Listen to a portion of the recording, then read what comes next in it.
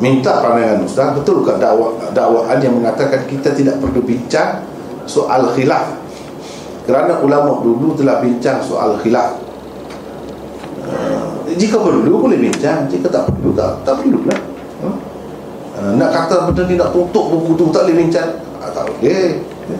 Ini sebab diperlukan setiap masa, diperlukan. Perbincangan tentang soal khilaf ini diperlukan setiap masa, selama-lamanya. Dan kalau kita tahu khilaf, kita tidaklah terlalu kuat sangat, bukan macam tadi. Susah kalau tidak. Kita jadi was-was, kena pergi jauh ambil semuanya tu, gunakan apa ni, kolek ataupun kayung jauh sikit kan, baru tak menitik dalam tu. Itu kan susah. Jadi susah. Sedangkan sahabat-sahabat cedok dengan tangan dia sendiri, air dalam air yang sedikit.